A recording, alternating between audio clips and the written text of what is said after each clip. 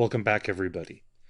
As I mentioned in the previous clip, in this clip, we are going to be filling in the shadows for the torso.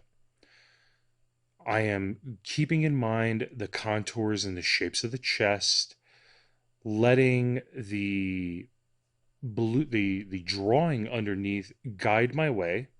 It is a blueprint, even though it is a tight pencil drawing, because ultimately what we're going to really only see is the inked drawings when we're done. So what I'm doing is on this side of the chest, I've got a predetermined highlight, and the feathering helps enhance the shape and the curve of the pec, and also adds a little bit more of that visual interest that we discussed in the previous clip. I'm keeping in mind the weight of the lines, the thick to thin, the quality of the line as I move forward. A lot of people think that a inker's job is to just trace off the penciler's drawing. And in a way that's kind of true, but as the penciler had to find the lines in the structure drawings that spoke to them, the inker has the responsibility of finding the lines that speak to them, but also they have the added challenge of making sure they don't lose the penciler's voice while inking. So it truly is a bit of a meshing of styles.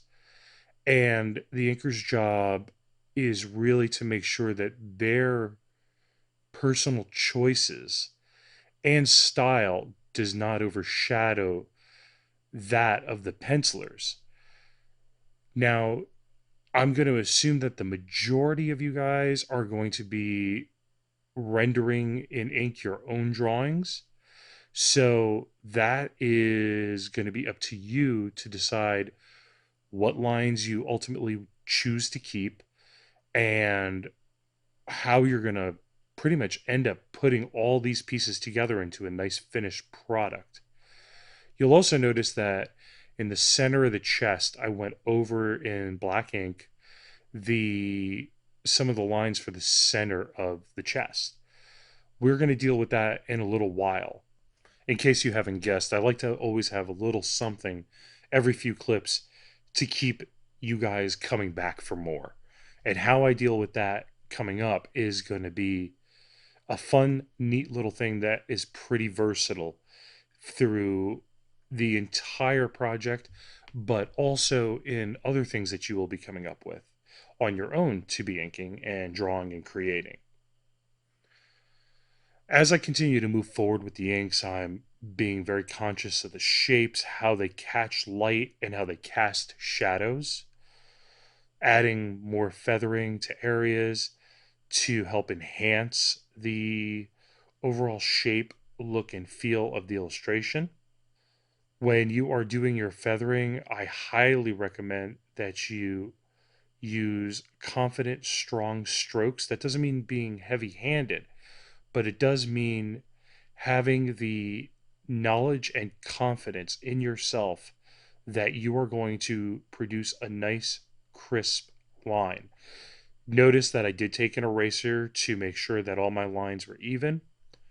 There's absolutely nothing wrong with that. Your eraser is a tool, as is your ink. We're lightening up the opacity, and everything yet again looks like it's in place. And so far, I'm pretty happy with how this is turning out. I look forward to seeing you guys in the next clip where we will be inking the arms. See you there.